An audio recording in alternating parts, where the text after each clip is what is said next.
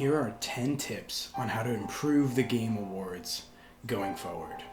Number 1, I think the Game Awards need some new categories.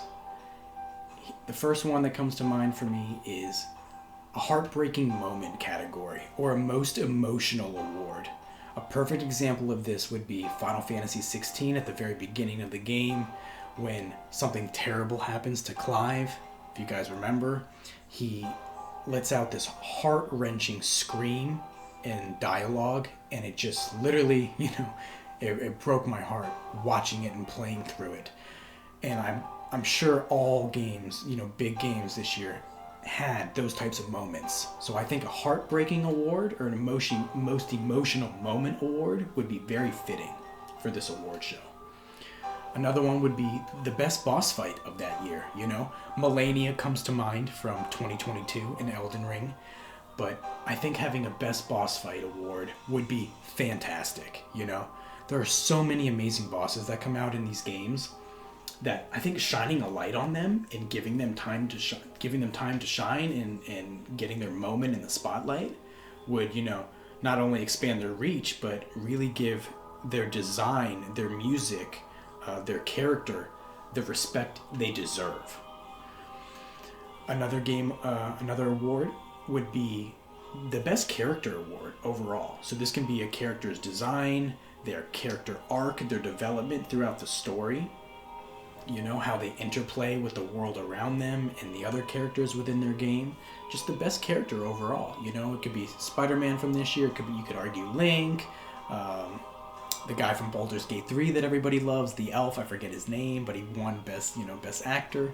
So yeah, I think having a best character award would also be fantastic.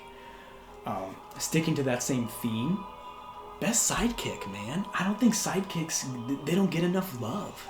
Give the sidekick some love. A best sidekick award or best animal, best animal award. Both of those to me personally would go to Torgal from Final Fantasy 16 this year. I love that dog. He's amazing and he's a great sidekick and a great animal. So I think sidekicks should get their own award.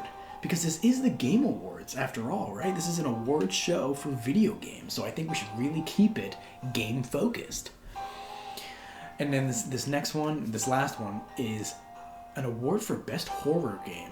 I love scary games, man. Resident Evil, The Evil Within, Dead Space, Silent Hill, the list goes on and on. Bloodborne in its own way. Oh, Bloodborne. These games, horror, mature, scary games, I think they deserve more love than they get. I really, truly believe that. So, yeah, I hope horror gets its own award moving forward. Okay, now we're on to number 2. Tip number 2. You gotta have at least one bombshell every year. Every show needs one bombshell. And what I mean by that is some game that's so big, whether it's a CGI trailer or an actual gameplay trailer, you could argue about it, but it has to be so big that it literally shakes the world. It shakes the gaming sphere as a whole. A perfect example of this would be Half-Life 3. You don't need to show gameplay of Half-Life 3, Geoff, if you get a trailer there or anything. If you just show that logo, that Half-Life logo with a 3, everybody would lose their minds. Everybody would lose their absolute minds.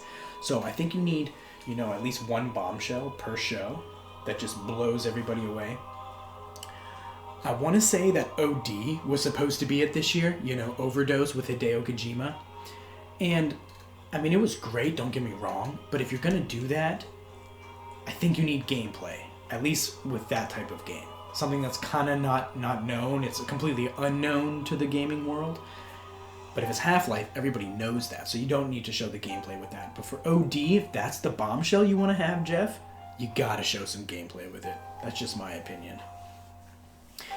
Ending with Monster Hunter, that wasn't it, man. That wasn't it for me. I didn't think the game looked good. I saw a lot of frame drops. The frame rate was very choppy. There was a lot of clipping going on, objects going through one another. It looked like a last-gen title, honestly, to me. It didn't look very good. So ending with that wasn't it, man. That was not it for me. It didn't look polished. It's the best way I can describe it. It did not look polished. Okay, number 3. You can keep the indie games. I understand that the indie games make up a large majority of what games come out every year, but shorten the trailers, in my opinion. Shorten the trailers of the indie games. You can keep the same amount, just shorten up the trailers, because I think we linger on them a little too much a lot of times. I think you should shorten them up and give the AAA, give the big budget games, the heavy hitters, more time to shine, more room to breathe. That's my opinion on that. Number 4, I think highlighting each game for about, 3 to 5 seconds for each award is crucial. It's paramount. A perfect example of this would be for the Art Direction Award this year. You named the Art Direction category and you listed the games, but we didn't get to see them, right? So just like the Oscars do, every time they list a movie category and they list the movies, they play, 5 or 10 seconds of the movie itself. So I think you should do that. Best Art Direction, The Legend of Zelda, then show us a little clip of a beautiful scene from Zelda. Spider-Man, show us Peter Parker swinging, how the game looks, what art style that the company chose to do, right? What they chose to go with. And give the audience a taste of what the game is, So I think you should show a clip of each game, only for the major awards, obviously, the big ones that people really care about. I think Final Fantasy for music. I don't even think you guys played the music for the best score in music. Like, you need to play a song from each game, all 5 of them, just for a few seconds, showcasing this is why it got nominated, and this is the one that got the award because of how awesome it is, right? So yeah. Okay, number 5. Less ads, man. Like, I understand it's, business and everything, but you need less ads, advertisements, too much. You've done better than previous years. It has gotten better, and I will give you credit where credit is due. But my God, the ads, there's too many. There's too many ads. And I think there's a way that you can incorporate it even better, by showing trailers or products that are used for gaming. Like, I think you can do it even better than you have.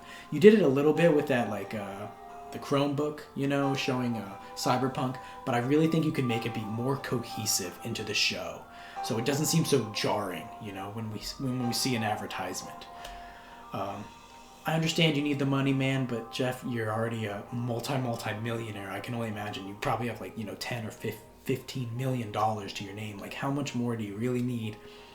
Cut back on the ads, showcase more passion, showcase more products that, resonate with the gamers more, as opposed to just focusing on filling up your pockets. I understand you got to make money, man. I'm not telling you not to make money, but focus more on the legacy you're leaving behind. And, respect the art. I say this a lot. You got to respect the art. Respect the medium that you are presenting. Respect, your audience. So, that's my thought on the ads. Number 6. Too many CGI trailers. I can't be the only one that feels this way. CGI trailers in themselves are okay. It's fine if you want to have them. However, you got to show some gameplay alongside of them.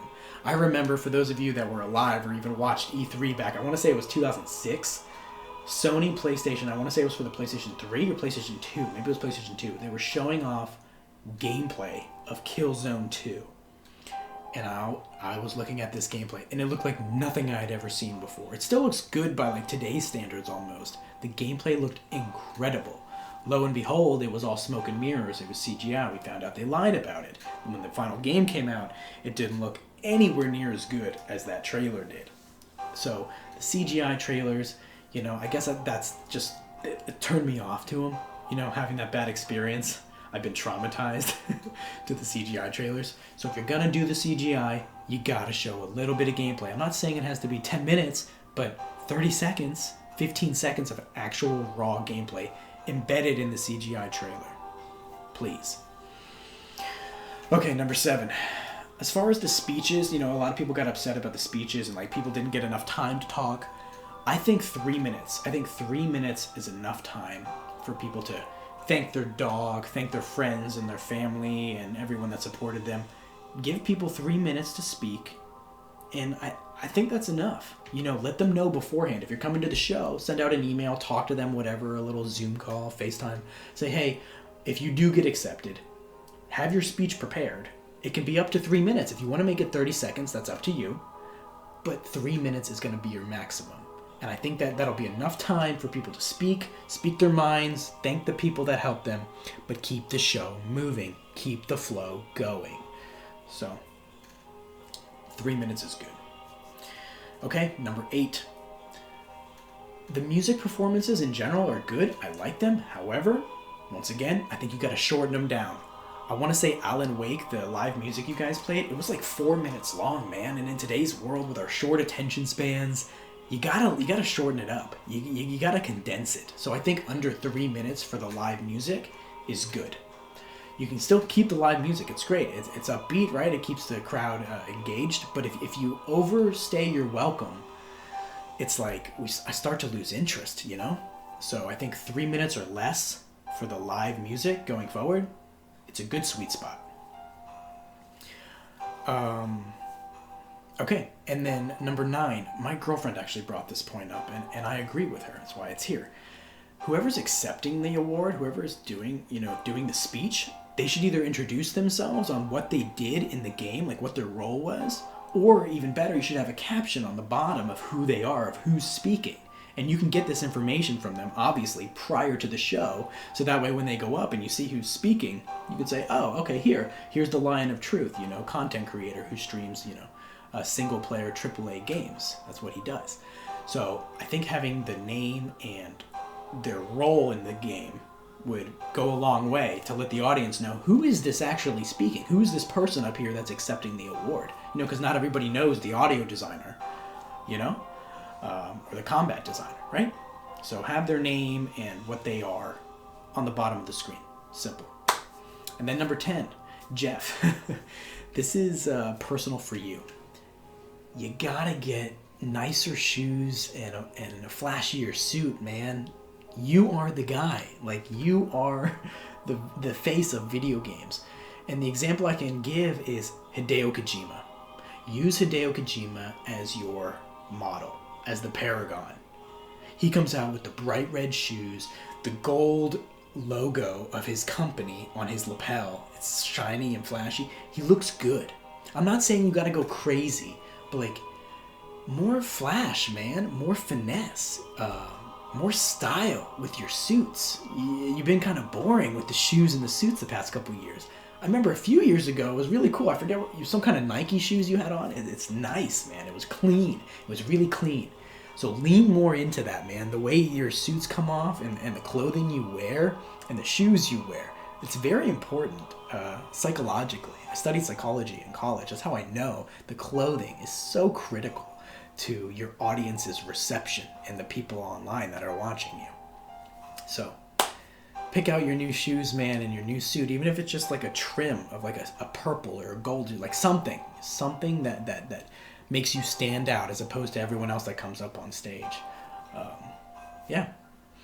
Okay, so here's some bonus tips that I have. I think a Friday and Saturday night show, either one, would be better than Thursday. I imagine you do Thursday because it's cheaper, and I can't fault you for that, but I think that even if you pay more for the Friday or Saturday showing, the cost will kind of be offset by the increase in viewership that you will get from people that don't need to go to sleep so early, or that can tune in on the weekends. You can definitely afford it, Geoff. You can afford to have the show on a Friday or Saturday night. You can't sit here, look at me in the eye, and tell me, oh, I can't afford it. I'm sorry, Lion. I have to have it on Thursday because it's cheaper. It's 20% cheaper than on a Friday or Saturday. Come on, man. Come on. As far as the length, a lot of people were complaining about the length.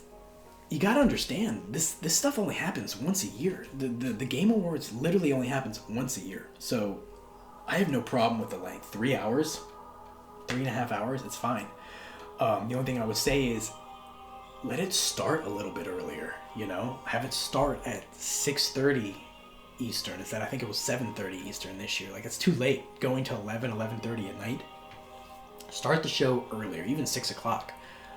Start it earlier. That way people can stay up with you, that they can watch the entire show. They don't feel like they need to go to bed. Some of us like to go to bed early. So I think starting the show a little bit earlier, because you got to cater to the USA, because we are your biggest audience. You know this, I know this. We're the biggest audience for you, so you got to go by our timeline, right? So start it a little bit earlier so that people can tune in longer, and I think you'll have more people watching. 13, add product reveals if you can. I think you did this in 2019 with the Xbox Series X. I hate that name. I hated and I still hate the design of the console. Pretty much everything about it. Very uninspired. But any products that you can announce, if you can talk to Nintendo and have them show you the next Nintendo Switch, the Super Nintendo Switch, right? Then the Switch Pro, that'd be great. But try to get, product reveals. Any kind of products. That'd be fantastic, man. Yeah. Okay, 14. Too many esports awards. I think I can speak for most people when I say there's too many. I think there's like 5 or 6 awards for esports. I think 1 or 2 is good enough for the esports community. All right, you don't need to waste time, precious time. Everything is about the timing with this show. You don't need to waste precious time on, these awards, especially if there's so many awards that like they don't go up on stage and you just do them on the side stage. It's like, how important are they really? Those should be the awards that are first to go on the chopping block, or at least get rearranged and reshaped into something different, in my opinion. Okay, 15.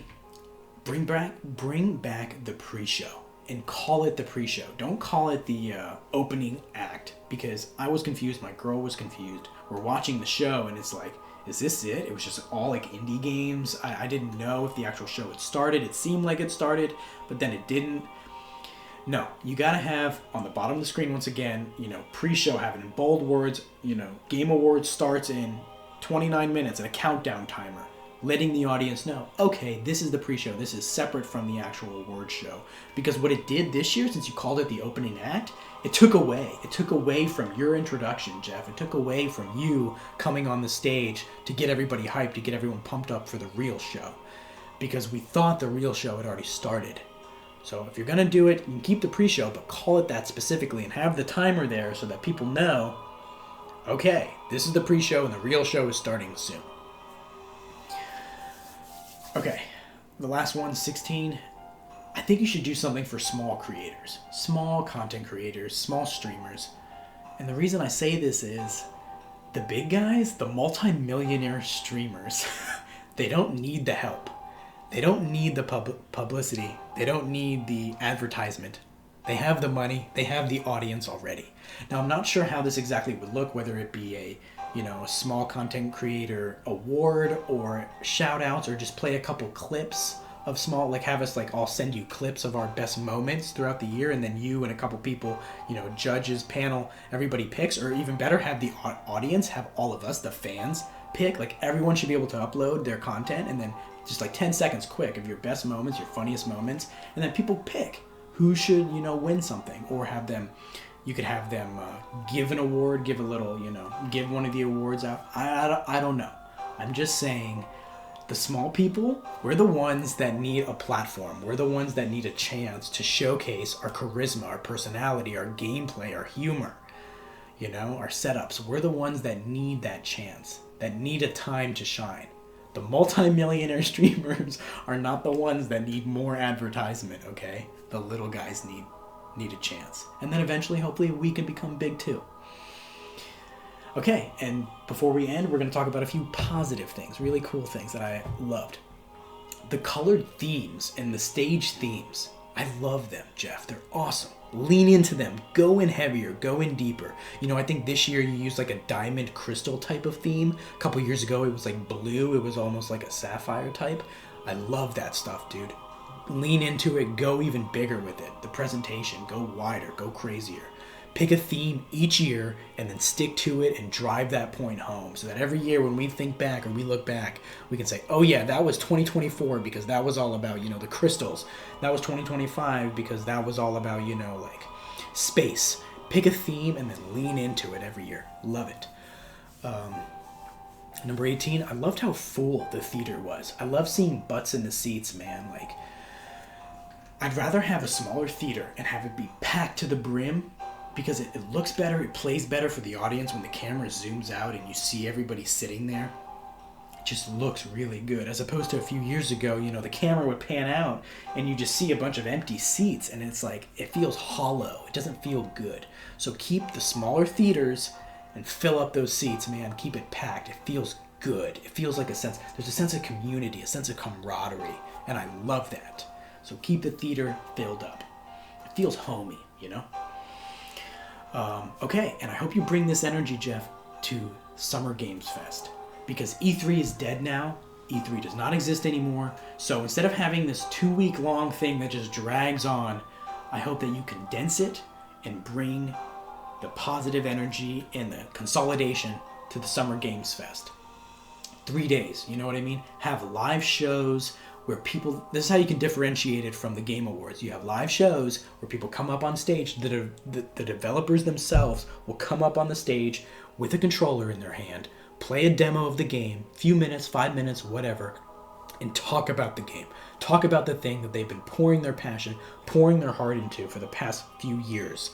Give them a time to shine, because the Game Awards is where they get awarded for that stuff, right? And that's in December. But in June, that's where you talk to them. That's where they get up on stage. They have a controller, and they actually get to speak and let us know, the audience, the fans, the consumers, this is what I've been working on. This is what's coming, and here's what you can do in it.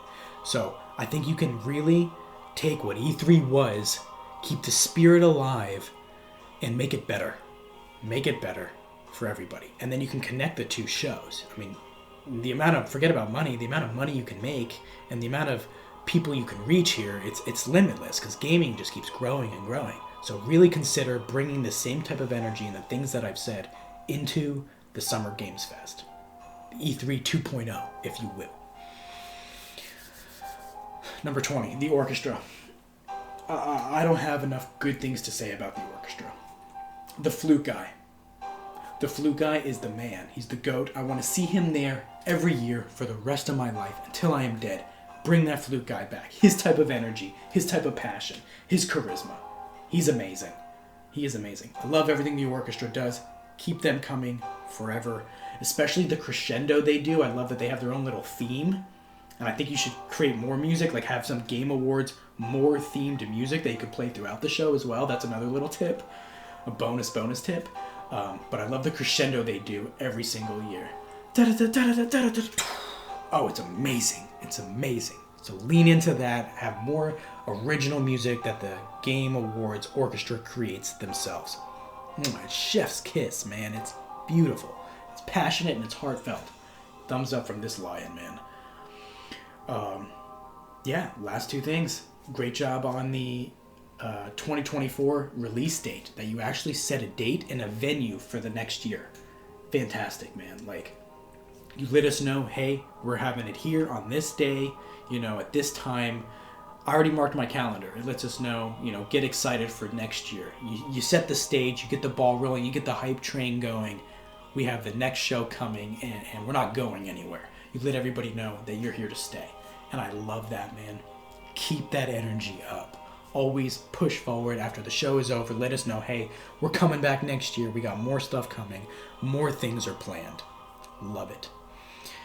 And then last, bring back Sydney Goodman. She's great. Love her. My girlfriend loved her. She fell in love. Love her outfits, her beautiful dresses, her high heels. All of it's great stuff. And I would even incorporate her into the main show. Bring her into the main show some more, because she's great. She's wonderful. Yeah. All right. So overall for me, it was a 7 or 7.5 this year, man. It was a good show. Good show. So keep it up, and can't wait to see more, Geoff. Hope to meet you one day, my friend. All right. Talk to you guys later. I am the Lion of Truth. Thanks for watching.